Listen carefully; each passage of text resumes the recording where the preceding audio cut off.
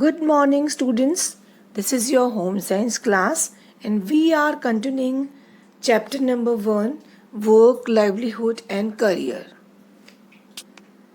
In our previous videos, we have covered what is work and what is meaningful work, what is the difference between work, career, and livelihood, what is work, rest, and recreation, standard of living, and quality of life, what is social responsibility, volunteerism, Shramdan, Seva, and Kar Seva.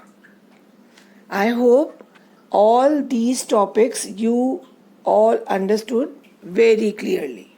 Students, these topics which we will cover in this video: traditional occupations of India, work, age and gender, child labor and children's work, and work and the elderly.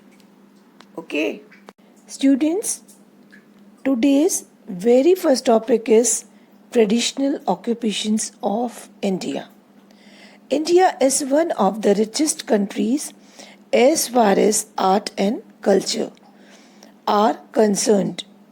Few countries in the world have such an ancient and diverse culture as does this country. Students, these are some traditional occupations which are opted by Indians: agriculture, fishing, handicrafts, weaving, and visual arts. Students, first traditional occupations of India is agriculture. Agriculture has been one of the major occupations for a large proportion of the population because the climate conditions in most parts of India are suitable for agriculture activities. Almost 70% of the population lives in rural areas. So farming is the largest source of employment for millions of people. India is the largest producer of cashew nut, coconut, milk, ginger, turmeric and black pepper in the world. It is the one of the largest producers of fruits and vegetables, spices and condiments, and tea. Students, another important traditional occupation has been fishing because of the country's very long coastline. There are 5 main fishing harbors in India. They are at Mangalore, Kochi, Chennai, Visakhapatnam, and Raichak in Kolkata. Move on, next traditional occupation of India, that is handicrafts. Handicrafts have one of the traditional occupation in Indian villages, and today many Indian arts and crafts are very popular in the international market and have become a means of livelihood for the rural folk. Some examples of crafts are woodcraft, pottery, metal craft, jewelry making, ivory craft, comb craft, glass and paper craft, embroidery, dyeing and printing, shell craft, sculpture, terracotta, rug and carpets, clay and iron items, etc. Okay. In the past, many of these were made for daily use and others for decorative purposes. Next, traditional occupation of India, which is opted by Indians, is weaving. Weaving is a cottage industry in India. Each state has typical woven fabrics, embroideries, and traditional costumes which are suitable for the region specific climate and lifestyle. Different regions in India are famous for different types of weaving. Next is visual arts. India has visual arts that have been in practice for over 4,000 years. Initially, the artists and artisans were supported by two main categories: the larger Hindu temples and the rulers of various states. But in the modern scenario, these arts are preserved and promoted through the efforts of government and several non-governmental organizations, providing occupational avenues including entrepreneurship. Students, apart from these occupations, there were so many traditional occupations like hunting, minting, brick and tile making, salt making, leather workers, etc. Students, each region of India has a typical cuisine.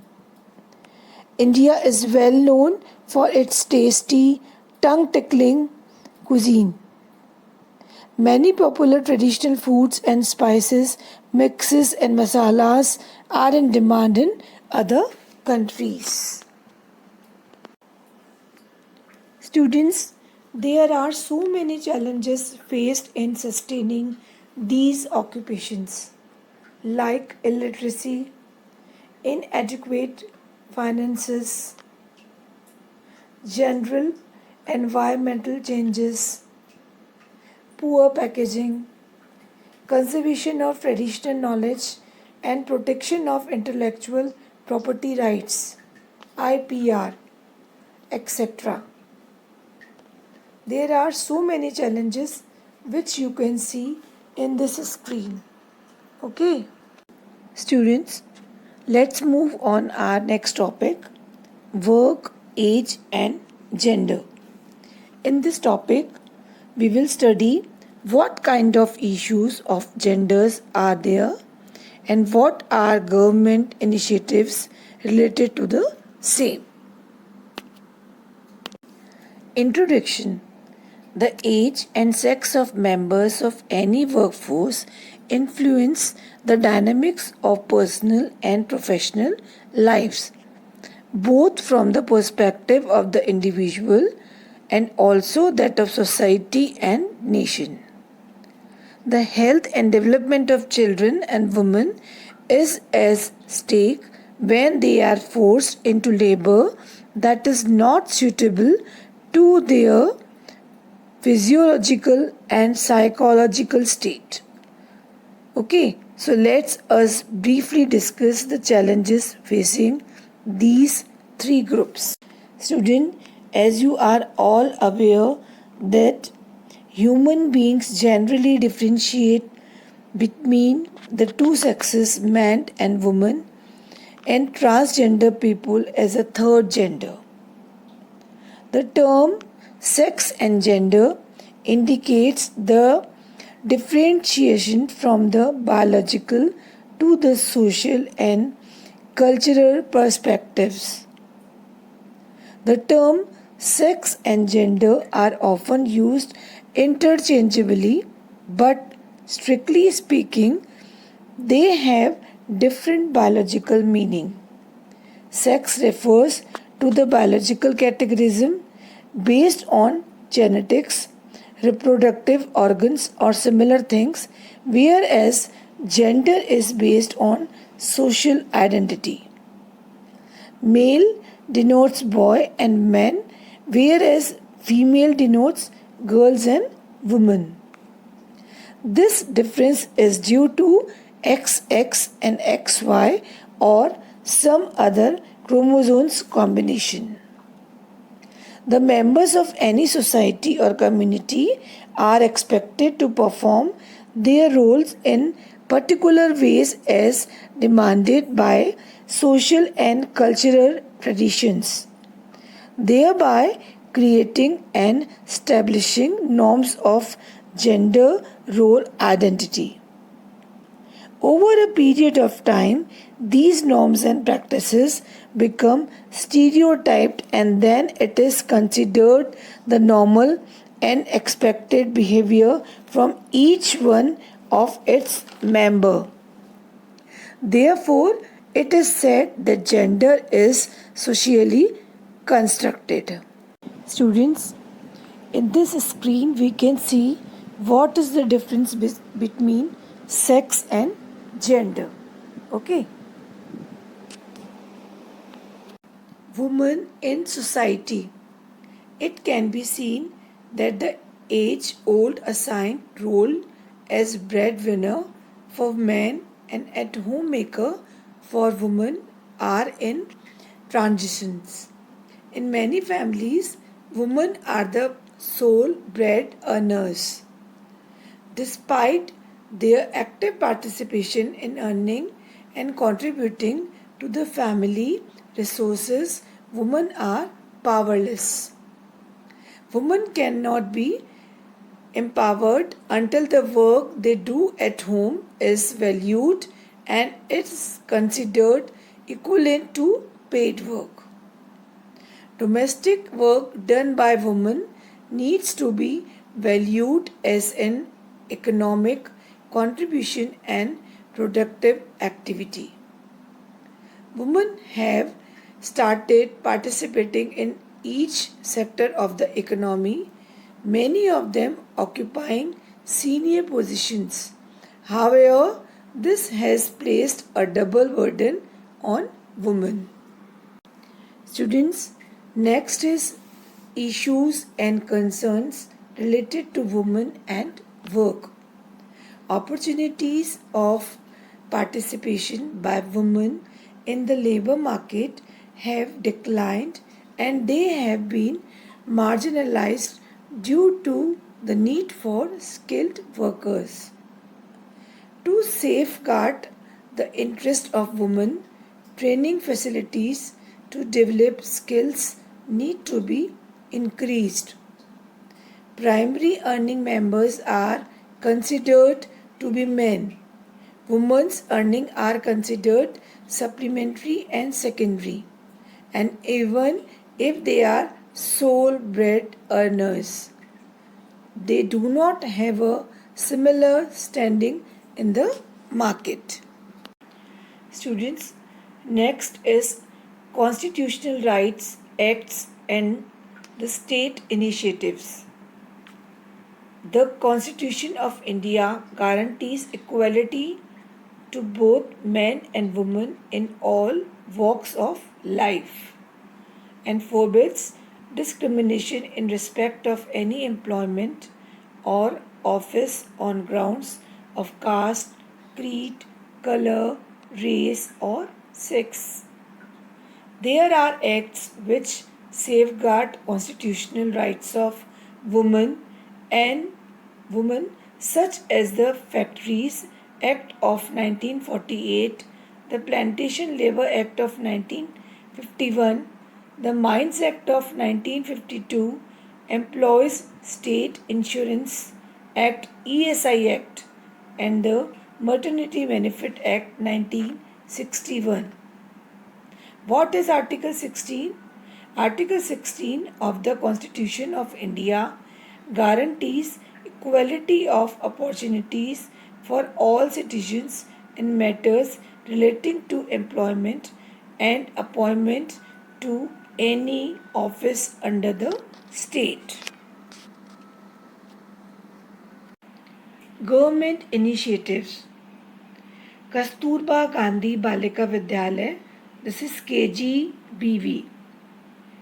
Kasturba Gandhi Balika Vidyalaya is a scheme of Government of India under Sarv Shiksha Abhiyan for bringing never enrolled and dropout girls from rural, remote and disadvantaged sections of the society into school education till elementary level in residential schools. All the girls enrolled in KGBVs the bridge course for 6 months to 1 year for preparing them for the entry level. The entry level in Kasturba Gandhi Balika Vidyalaya for these girls is class 6th. The KGBVs are being opened in backward blocks of each district. This scheme will also help in implementation of recently passed law Right to Education Act RTE of Government of India. Students, while understanding in all challenging areas which women experiences in their professional life, it is always to look on brighter side. Despite for all, there are women who are excelling in their desired field. Amongst them, Kiran Mazumdar Shaw, a biotechnologist. I am sure you will be delighted to hear her successful story. Kiran Mazumdar Shaw is a biotechnologist, the chairperson and managing director of Biocon India Limited, is an eminent woman entrepreneur. She started her professional career as a trainee brewer in Carlton and United Beverages, and in 1978 formed her own company, Biocon India Limited. Under her leadership, Biocon has transformed to be integrated biopharmaceutical company with strategic research initiatives. Today, Biocon is India's pioneering enterprise. Kiran Mazumdar Shaw received many prestigious awards such as ET Businesswoman of the Year, Leading Exporter, Technology Pioneer and Best Woman Entrepreneur. In 1989, she was honored with Padma Shri and in 2005 with Padma Bhushan. She continues to be a model entrepreneur. Students, the other story which is a part of your curriculum, Shri Mahila Graha Udyog Lijjat Papad. Shri Mahila Graha Udyog Lijjat Papad is an organization of by and for women. Its objective is to provide employment to women to enable them to earn a decent and dignified livelihood. This society was started in 1959 with 7 members, and in 1966 it was registered under the Bombay Public Trust and Societies Registration Act. During this period, it also got recognition from Khadi and Village Industries, KVIC, as a village industry. Later, Lijjat was also awarded Best Village Industry. Today, their products include khakra, masala, vadi, detergent powder, chapatis, cake and other bakery products.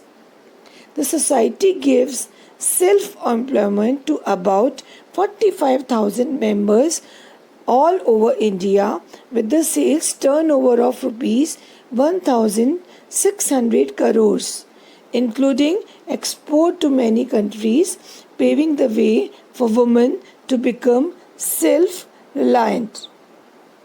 Students, these successful stories must have inspired to you give 100% in your studies, because I feel for becoming successful person needs to have sincerity and dedication towards every task. Okay, so let's move on another topic, child labor and children's work. In all cultures, children do a variety of work, although the type of work and work conditions differ. It ranges from work that is beneficial for enhancing a child's development without compromising on the children's education, schooling, recreation, and rest.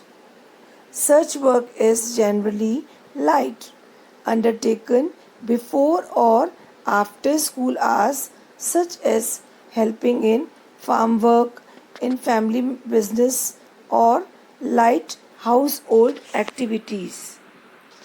At the other extreme is the work that children are compelled to do under exploitative and often harmful conditions, wherein their holistic development is hampered, opportunities for education denied, and are hazardous to the physical and mental health of the child. The term child labor generally refers in any economic activity performed by a person under the age of 15 years, as defined by the International Labour Organization, which is ILO of the United Nations.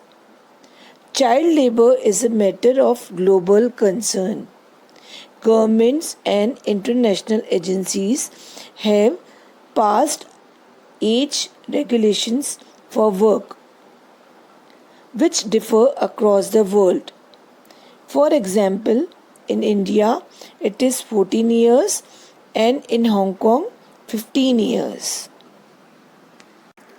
Not only is the age a matter of concern, but the type of work and work conditions are important considerations.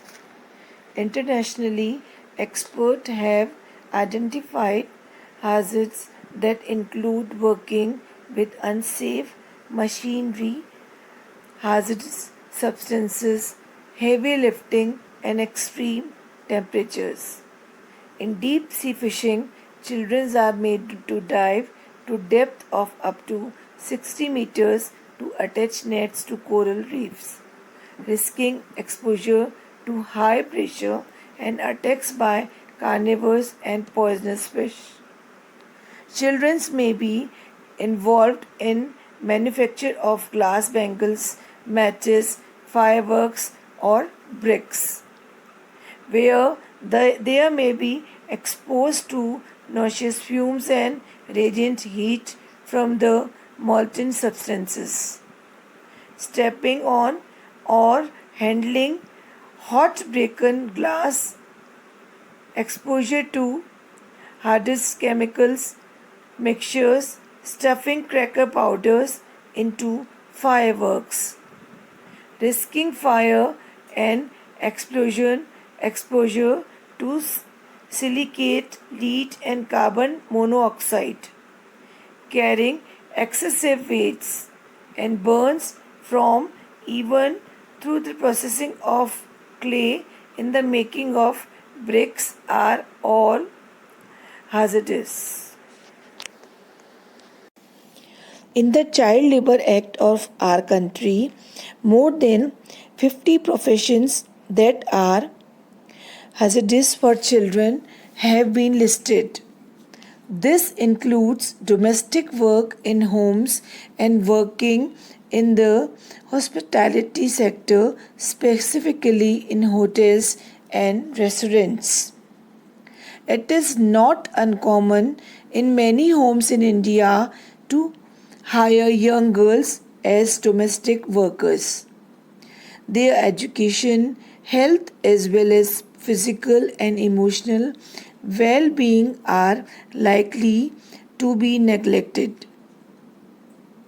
As citizen of the country and from the perspective of human rights, it becomes our duty to help in stopping such practices. We must be prepared to help the girl child. Several reasons at social and family level push children into work. They include poverty and family doubts, rural urban migration of the families, dropout from school, domestic abuse, loss of parents, attraction towards the world of glamour, amongst many others.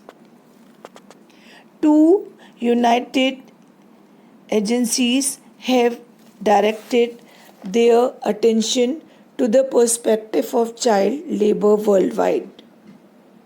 First is the United Nations International Children's Emergency Fund, that is UNICEF, and the International Labour Organization, that is ILO. They have helped define the problems and develop international legal homeworks to correct them.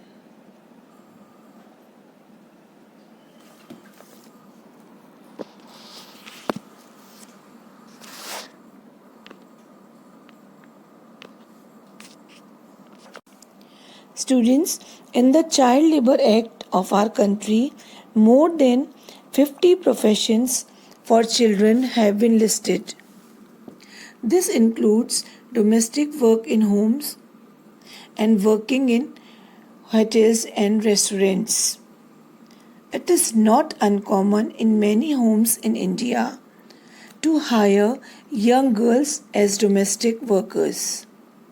Their education, health, as well as physical and emotional well being are likely to be neglected. As citizens of the country and from the perspective of human rights, it becomes our duty to help in stopping such practices. We must be prepared to help the girl child. Several reasons of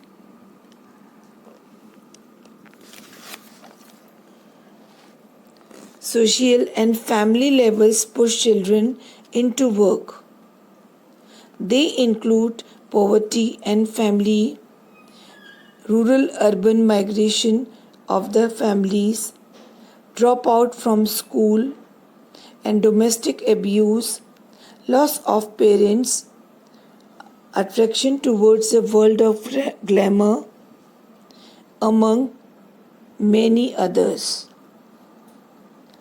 Two UN agencies have directed their attention to the prevention of child labor worldwide.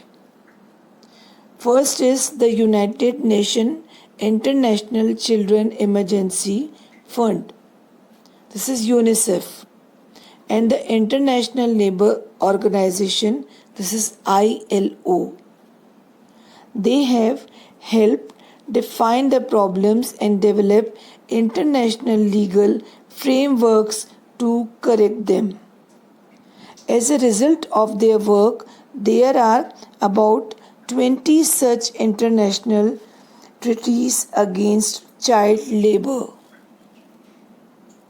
Among other things, government are expected to: number 1, introduce action program to remove and prevent the worst forms of child labor.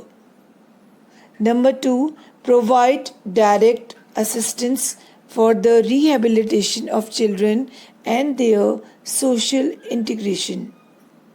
Number 3, ensure access to free education. Number 4, identify children at special risk. Number 5, take account of girls and their special situations. Students, this is the last topic of today's class, work and the elderly. In India, 60 years is considered to be the criterion to categorize adults as older adults or senior citizens. One of the biggest misconception is that older persons should retire from active work. Other misconceptions are evident with some employers, some of which are the aged cannot be trained in new professions or technology. They are not as efficient or as productive as younger workers. They get sick and are absent more often than younger workers, and they are comparatively more rigid than younger adults. Many senior citizens would like to continue working beyond the traditional retirement age for several reasons, such as number 1, enjoyment in work, number 2, gives them self esteem and self respect, number 3, allows them to make meaningful contribution to society, number 4, life of leisure and recreation alone is not satisfactory to some. Number 5, for some it may be an economic necessity, while there are a number of individuals who can retire but choose not to. There are also a vast number of individuals who want to retire but cannot afford to. And the last point is the desire to remain independent. Okay. Why is it useful to employ old people? It is useful to employ older workers for one or more of the following reasons. They are experienced and dependable. They introduce different forms of style and motivation compared to their younger co-workers. Many older workers may accept compensation in kind or perks rather than salary or financial incentives. They are less likely to leave and move on the other jobs for very easily. They are less likely to indulge in irresponsible absenteeism. In addition, some employers have found that senior workers tend to offer a calming effect on the younger employers. So students, all the topics which we have covered in this video, I hope you all understood very well. Okay, so our next topic we will continue in our next class. So this is the end of today's class. Thank you and bye bye.